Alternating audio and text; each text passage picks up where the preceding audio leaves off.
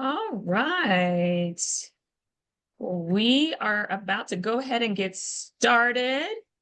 And I have 12 o'clock on my watch. So we are going to go ahead and get started with this episode of the Liberation Lounge. I am so incredibly excited to welcome all of our guests today, our visitors today. If you have not tuned into the Liberation Lounge before, we are super excited to have you. Let us know that if you are live or if you're watching on replay in the chat. But I'm super excited because here at April Joy's Liberation Lounge, we have real talk with real women. And I'm so excited for the conversation that we're going to have today with my dear, dear friend who I've known for years, right? It's like our paths just kind of kept crossing. You know how you kind of run into Yes, people and then you kind of lose touch, and then you run into them again and then you lose touch and you yes. run into them again. And that has been the story of me and Clara. I'm just so incredibly honored that you would take the time out of your busy schedule to share some insights today with our audience on storytelling. And so, ladies, and even our few allied gentlemen that are tuning in today, we want to say welcome to Clara Matonhodze. We are so excited to have you. How are you doing today, Clara? I'm doing great, April, and thank you so much for having me here. I'm really excited about this path you're on, everything new, and I've just been really excited to see everything that you're doing. And thanks for having me here. It's such a great joy. Yeah. Oh, fantastic. Well, we're excited to have you. And so I know the amazing work that you have been doing with your clients, but for our listeners who may not be as familiar with you, why don't you tell our listeners today just a little bit about you, your background, and what you're so passionate about? Yeah, absolutely. So my background is really in oh gosh, where would I even start? So let's it is so I know you only have 30 minutes, right? And it's kind of like what exactly should you? But anyway, I run a marketing agency called the MCS agency.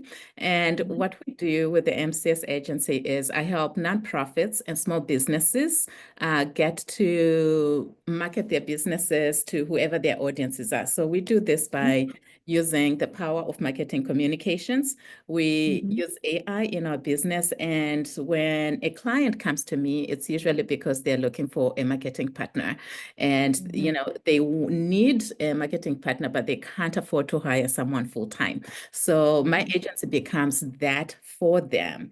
So instead mhm, of hiring that marketing person, paying them $100,000 a year, it's like, why not, hire us? And, for half of that, we'll deliver everything that your marketing department should be doing. But we're not only focused on retainer clients, we also do some project-based work. So it could be maybe you just need a website, maybe you just mhm, need SEO services on your website, or maybe you just need a social media strategy and you want mhm, someone to walk you through the motions. Maybe it's a brand refresh that you need, and you need someone to mhm, help you go through the process of that.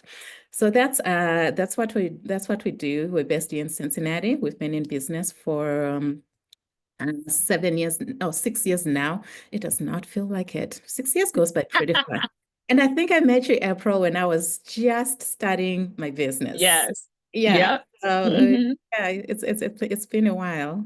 Yeah. Yes. And it's really beautiful just to see your progression and your dedication, right? To really be able to support these organizations and these entrepreneurs who are really looking to tell their story. And that's what I'm really excited to get into today, because I think it would be an understatement to say that we're living in unprecedented times.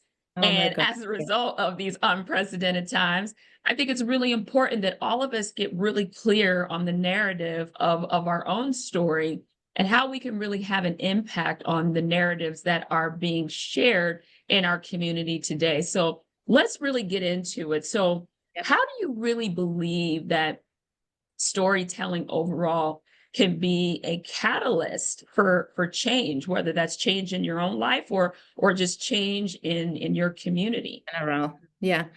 Oh my gosh. So storytelling is powerful, and I was just listening to a podcast yesterday that was talking about how they were exploring why do people believe stories and not statistics, right? Mm. Because Mhm. anybody can just come up with a story, but we know statistics, there's some work that has been put there, to make sure those Mhm. statistics are accurate, right?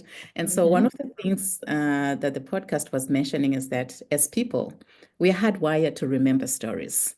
We remember stories, especially the ones that resonate with us, and we don't remember numbers, right? Like, just Mhm. think about this might not apply to everybody, but I know certainly it applied to me, going back to school and how much I hated algebra. That's My me. whole education life is was defined by how much math, right? How much numbers do I have to worry about? How much math is in that major? But Mhm. but I found the math stories okay. I didn't feel as intimidated by the math problems that came with a story. So Mhm. as a catalyst for change, you can say storytelling is really powerful because it allows us to make that connection, that occurs even whether we are different, it helps us foster empathy. When I hear your story, I could be like, oh yeah, Mhm. I remember when. Oh yeah, I remember when. You know how often we're told, like, when someone is telling their story, don't try and insert yourself in the story. Like, April, you Mhm. come to me and you're like, oh girl, I've had such a tough week. This happened to me. And I'm like, oh, this happened to me too. They're like, no, just listen. But it's Yeah. because of how much we are empathizing with the story you're Mhm. trying to tell, right? That immediate connection is there. And so when we hear stories, if we're able to identify with that story, they inspire action. When you hear a story that resonates with you, you just don't understand it like on an intellectual level, which is what numbers would be on an intellectual Mhm. level, but you feel it, right? You're either going to feel angry, or maybe I'm going to feel sad, or maybe I'm going to feel empathetic towards you. And so that's really what I think at the end of the day, it's that emotional connection that moves people to act. And then ultimately, when you hear those stories, whether it's like a historical narrative, whether it's community stories, however that is, that kind of brings those complex issues that feels real to us, right? And so Yes. for change, that's really how it happens. It's because of the stories that you've heard and you've connected with, and they have felt real to you. Yeah. Absolutely. Absolutely. I love that. And if you and you're right. If that's why we call them bedtime stories, not bedtime statistics, right? Because we know that people are going to remember those stories Yeah. and really allow those stories to really begin to connect people because that's what stories ultimately do, right? Yeah. And I Yeah. love how you talked about the empathy because it's one thing if I just share some data points with Yeah. someone about what's happening in my community. It's another thing if I paint the picture through a Well, story, yes. right? Yeah. And that's a totally different type of connection that Yeah. I can make with someone. And I think as entrepreneurs, this is one of the most underutilized tools that we have, right? Oh my And gosh. Yes.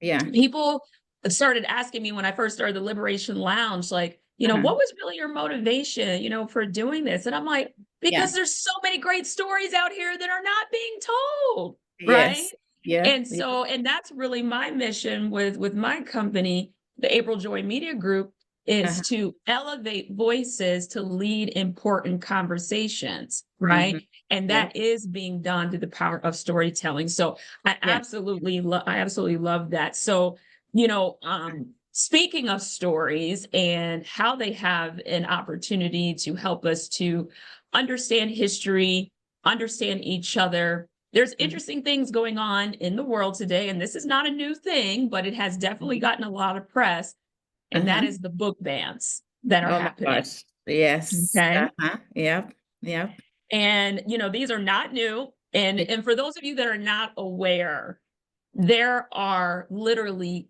tens of thousands of books right now that are getting banned from library shelves Wow. as well. Many?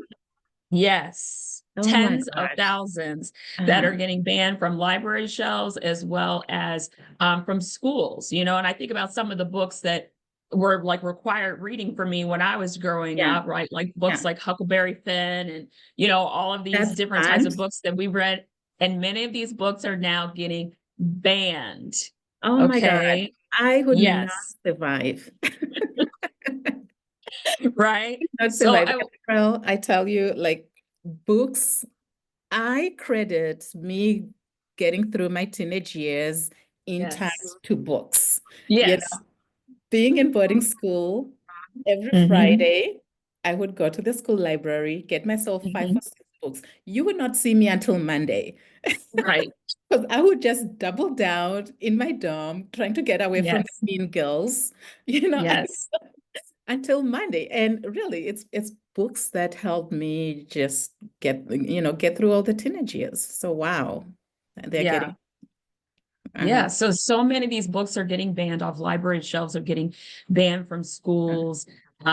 And, you know, I want you to just kind of share briefly with our listeners the impact that you think that can have, Oh, okay, on mm. us today, but also on the future generations that, you know, won't have the opportunity to even access some of this amazing literature. Oh, wow. Yeah. So the banning of books, I mean, that's a direct attack on knowledge, don't you think? Yes, You know? absolutely. Yeah, Hmm. it's I mean, we're talking about critical thinking, right? What do Hmm. we get from Yeah. books? We're talking about critical thinking. We're talking about freedom of thought, Yes. the Hmm. places that I went to in the books that I used to read, like I was telling you, yeah, Yeah. like just that. It- I'm trying to think like if when I was growing up, I had been told there's a ban on this, or I had thought, oh, I'm reading this, but I know there's if I'd grown up with that awareness, I Mhm. don't think that they would have had maybe the same resonance. I don't know. But Yeah.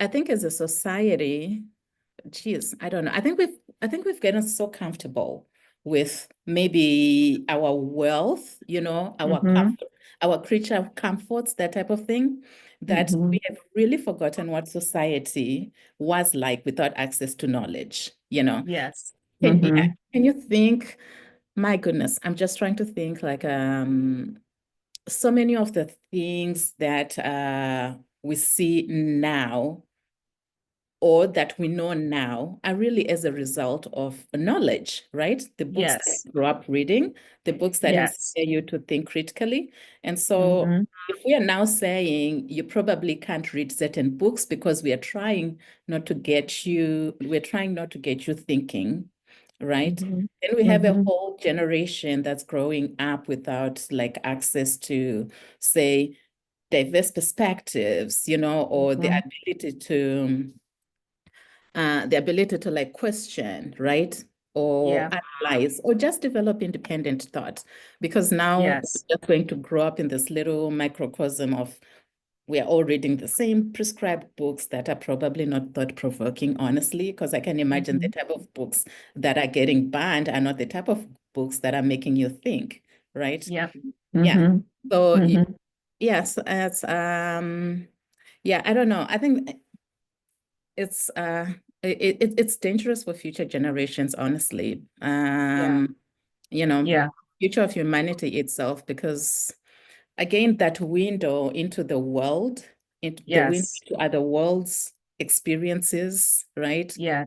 Ideas, we start closing those windows. And if we just limit people to what we know, then we affect what they become, right? So I yeah, I totally don't agree with you.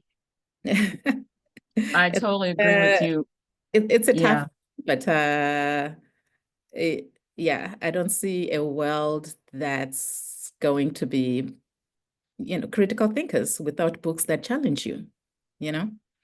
I think it's that independent thought. I thought that was Yeah. really key that you said. It's the independent thought. And the other word that comes to mind is just limiting imagination, right? Yeah. And innovation, right? So if you think about, Yeah. I'm just going to use Tyler Perry because he's just such a great example. When Uh-huh. you think about the magnitude of his imagination, right? Mhm. He's the writer, producer, director, and sometimes the actor in his shows and Or in three his or four, movies. or 3 or 4 actors. Right, or three or four actors, right, within his shows and in his movies. And Yeah. he has often talked about the power of his imagination and how his imagination was the thing that helped to secure him emotionally when he was dealing with so much trauma, Oh, right, yeah. as a Yeah. child with his father. And Uh, so when you begin to think about the impact of some of these book bans on a child's imagination, yeah. right? Yeah. And I mean, most of us can't even imagine a world without Tyler Perry now, right? And so the fact that we're able to have that freedom of imagination and to Right. access greater portals of our imagination through the reading of books, I think Yeah. is so powerful. So I just want to Yeah. encourage everyone, if you're not familiar with what's going on with the book bans, just Google it because you will see Yeah. tons of content on the internet about what's happening Yeah. with book bans. But that's why storytelling is so important, so that we can not only archive these stories, but that they can continue to be told. That's what's Mhm. really, really, really Yeah. important. So And especially stories of people. I can imagine that probably the most of the book bans are for people who are written by authors within the LGBTQ community. that's part of it. Probably, yeah, and uh, yeah, I don't know. It's tough, You do we can only continue to understand, Mhm. empathize, Yeah. with others as much as we know our story. I mean, their stories.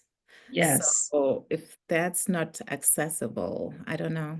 Yeah, yeah, Yeah. as I It's said, going to I'll be definitely. interesting. Yeah, I'm definitely going to Google that because I did not realize, like you said, it's thousands of books. I thought it was like maybe a Yeah. couple of books in Florida, and that's Nope. There's over some 10,000 some. Wow. Okay. books that have been banned thus far in 23 states. So it's an issue. It's Yeah. definitely an issue. And coming from a family of educators, my mom being a teacher, I was very much Yeah. like you growing up, where on the weekends that's what I was doing, right? Uh, If I wasn't practicing dances with my cheerleader friends to get ready for a competition, I had my face in a book, yep. right?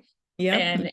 And so yeah, I think it's an important conversation that I think a lot of people are not aware of fully, Yeah. that's Yeah. happening in the world. And we definitely just want to be sure that we're educating our listeners. And Ava DuVernay, who has produced some amazing award-winning films, is really Yeah. getting behind the elevating the knowledge of what's happening with the book bans. And so congrats to Ava for all of the amazing work that she's been doing Right. as well. So let's talk a little bit about how we as women can really use the power of storytelling to shape our identity, Mhm. our freedom, and just really elevate power in the world today. How do you see women being able to leverage storytelling in order for us to do that?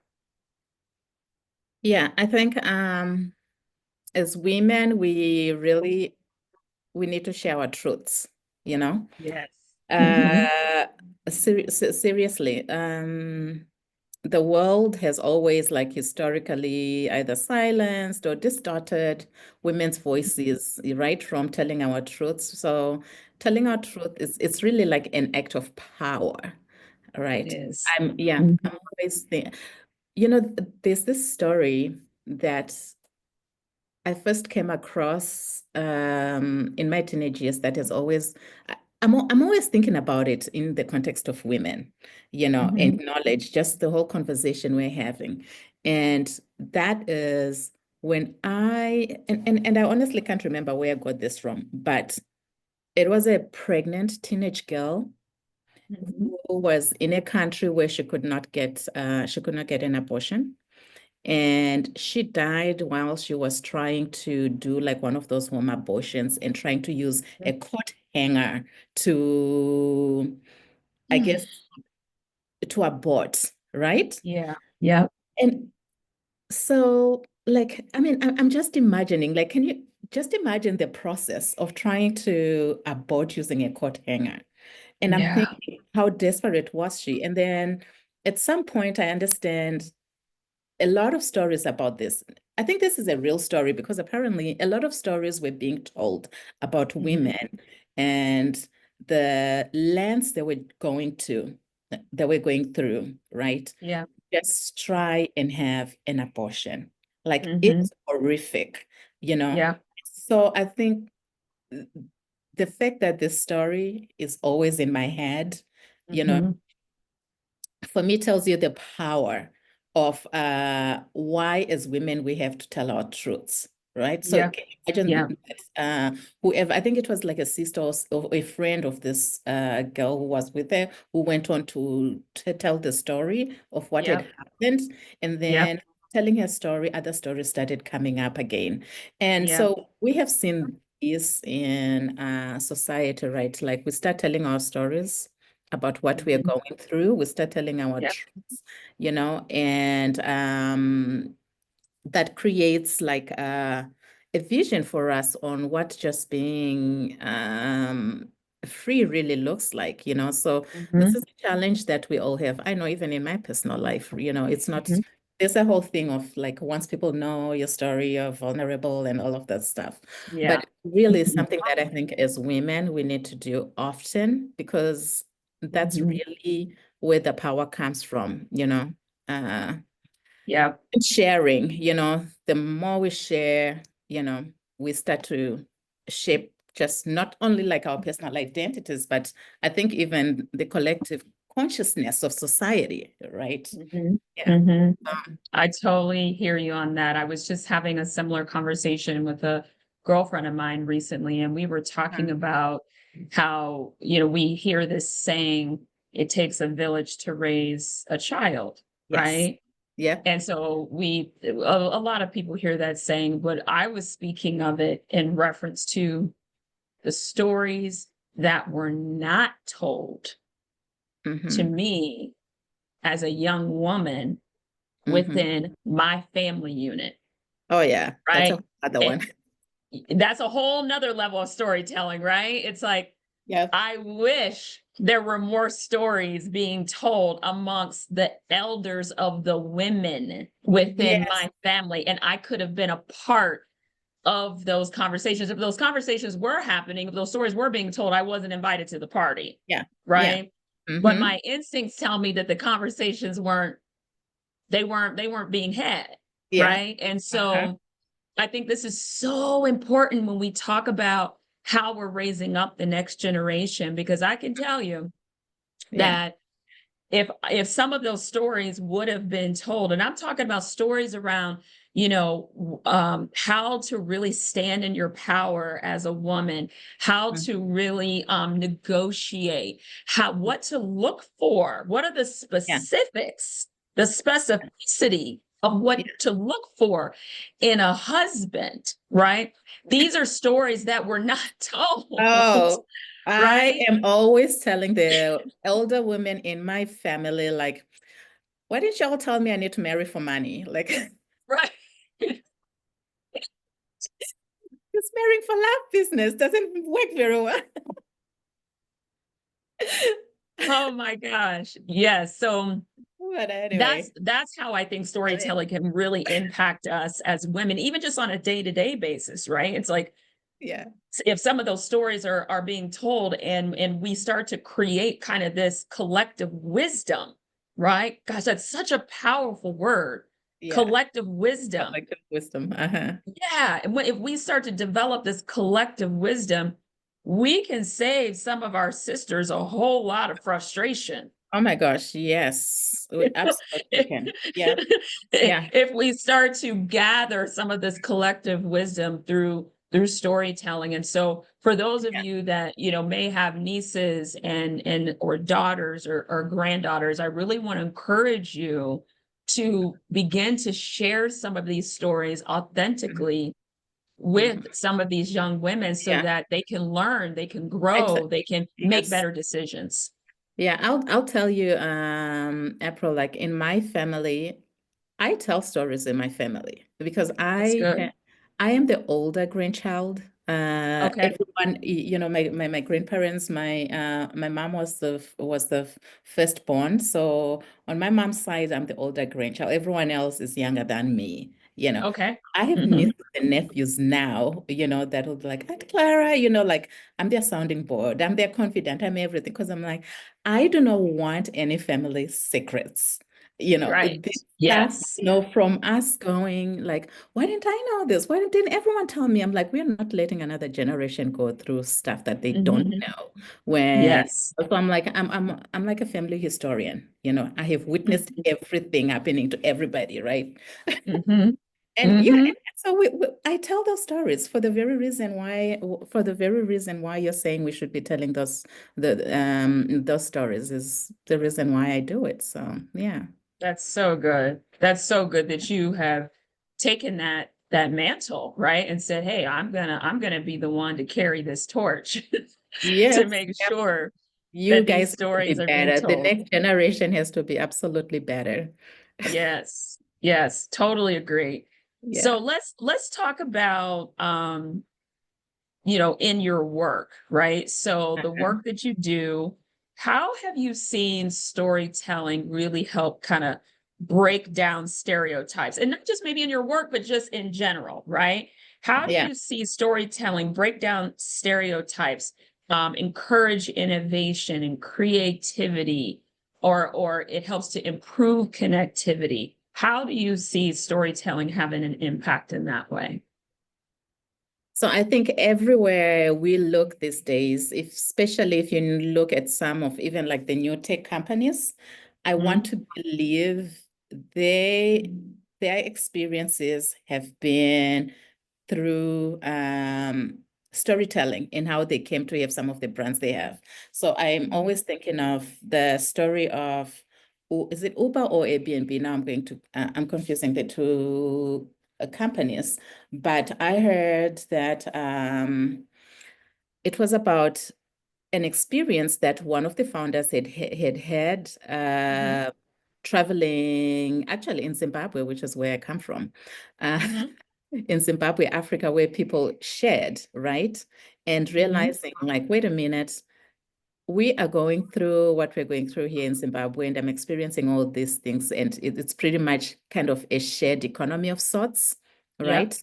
And this is something that is not native to the US, and Mhm. how can Mhm. we use that and make something tech out of it, And Yep. then ideas of the sharing economies started emerging for all different sorts of Mhm. things, right? Mhm. But Mhm. his had started off as just, I understand, as stories from their travels into countries that were already just taken for granted, that they share Yep. everything.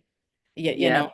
yeah. Yep. So I think just in society, when you look at those things and people, when they are telling about stories, what inspires them, the things that they come across, right? It's just Mhm. everyday things that we take for granted that begin to create opportunities for some things that we might not even think of, right? And Yep. yeah, so I mean, in my I do. I tell stories so much for a living for all the for almost all Mhm. organizations we work with. It's telling the stories of their missions. Yep. Why do people give? Why do their giving continues year after year? It's because people are Yep. resonating with the stories that we are telling them about these organizations. So yeah, I mean, they challenge preconceived notions. Yep. You hear Mhm. when we're talking about campaign, social media, things going viral, that's all storytelling. So, It is. yeah, It absolutely is. yeah, people will start to understand. I even want to think that what's happening to the US right now, Mhm. it might be either the resistance or no resistance or whatever it is, Mhm. but it is because of the power of storytelling, of people being able to look at a situation they have and imagine something that's different, right? The way Yes. that people have talked with them, right? It could be Republicans with message, stories that have resonated with them, whether or not you agreed, but it's like Yeah. something has resonated and changed Yes. society, you know? Yes. So you don't have to Yes. look far to really see the power of it, honestly. We're seeing the power of storytelling on CNN every day, There you right? go. Yep. You see it every day. I'm trying to say it without being too political because, Right. But it's true. You're absolutely but you right. see, yeah, You're you see absolutely right. You're absolutely it right. every day. It doesn't matter what your belief system is.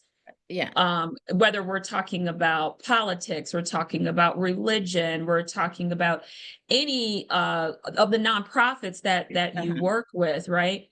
It's Mm-hmm. all based in storytelling Yeah. Yeah. and having those stories be told in such a way that resonate Yep. with the Yep. audience. And Yeah. that is what's really key. So I think regardless of where someone is in their thinking right now as it relates to what is happening in the United States, I think it's really key that we understand the narrative and we Yeah. understand how you have agency Mhm. regardless of the environment that you may currently find yourself in. And I was actually just talking to someone about this the other day, right? They were getting ready to go into an interview process at a company. Uh, And the question I had for her, I said, look, I'm not a career coach. That's not the kind of coaching that I do. I said, but I uh-huh. think one of the most important things that you can do when you go into this interview Mhm. is you got to tell the story, Oh my gosh, right? yes. Yes, yeah. I was gonna, you just jolted my mind to something I was going Yeah. to say to talk about earlier. And one of your questions was Mhm. when you're talking about Uh, now I can't remember, but it had to do with telling your story and the power of why. Why are you doing so? Why do you do certain things, Yes. right? What Yes. is that Yes. story that motivates you, right? Yeah. Talking about owning your truth. Like Yes. what is that story that you tell yourself? I mean, it could be Yeah. true, it could be not true, but whatever it is, there is a story there, you know? Yeah. Yeah, You're yeah, absolutely right. You're absolutely right. So that was my advice to her. I said, just get clear on your story, right? uh, Get really clear on your story on why this position makes sense for you, yeah. why you want to work with this company, why you really believe you're the best fit. Why is this a good next step for you in your Mhm. career? Get clear on the story of your value, right? Right. That you're going to bring, not just Mm-hmm. to the company, but the impact that you're really looking to have. And so Mm-hmm. I think for anyone that may be in that place right now where they may be looking to either grow their business or they're looking to transfer into another company, they're looking for a new position, get Mm-hmm. really clear on your brand story, Yeah. right? Yeah. And you have agency to shape that. And Mm-hmm. I can just, and I say this a lot in my Pathway to Power coaching program, which we're super excited. Session 6, the breakthrough session is tonight. And the Uh, foundation of that entire program is on integrity. on integrity. That's I the like that. foundation. Yeah.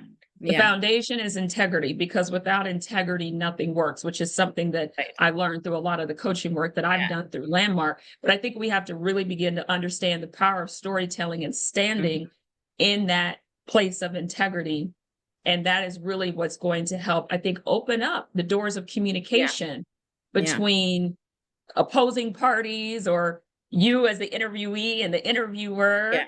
is stand in that place of integrity and tell the story from that place. And that Yeah. is really where I think we're going to begin to see some real breakthroughs Yeah. in our society. So Yeah. Another thing too that as you're talking that I always tell my clients as well is, in addition to mastering the story, your why you exist, that type of story, it's also being able to master the story of what could be, you know, oh, well, that's good. Yeah. because this also, like, if you think about it, in how like companies work, you know, how companies get resources and stuff like that. In economic terms, it's like storytelling, your what could be also attracts resources, right? It attracts resources, it will strengthen your connections, you know, and like it helps you build trust in going, this is who I am, and this is where I'm going, this is what could be, this is the other alternative. So being able to also master that and being able to tell that, I think it's just as important. That is a mic drop. I hope everybody caught that. Okay. That's a mic drop. That's so key and so well said, Clara. I really hope that people take that advice to heart, to not only stand in what is, but to speak to what could be through that storytelling. So such a powerful conversation. So thank you so much, Clara, for just sharing your insights and your incredible view of how you see storytelling. And I really hope that this has inspired our audience to take storytelling a little bit more seriously and be mindful of the stories that we're telling ourselves, and also be mindful of the stories that we are sharing with others. But for those of you, again, who want more information on the book ban, just Google the US book bans that are happening in the United States. And I think you'll definitely be inspired potentially to take some action, at least to begin to open up the conversation so that we can ensure that powerful stories continue to be told for future generations to come. But with that, ladies and gentlemen, please let us know what you thought of this show. For those of you that have been asking about the spring cohort of the Pathway to Power group coaching, and we'll be releasing details on that here in about 7 days. But if you want further information, feel free to send me a direct message. I'd be happy to get you on the waiting list. But for now, we want to say thank you so much for joining us today, whether you're live on replay. At the April Joy Media Group, we believe in elevating voices to lead important conversations. And we do that by telling stories of power, perseverance, and purpose. And that's exactly what Clara has done for us today. So Clara, thank you so much for your time. We appreciate you. We love you. Thank you so And we much. I wish love you you too. Much massive appreciation success. and good Massive luck. success. Thank you Good so luck with much. everything. Good luck. Yep. Awesome. Well, thanks so much, everybody. Thanks for joining us. And we'll see you next Tuesday at 12 p.m. for another episode of April Joy's Liberation Lounge. Bye for now.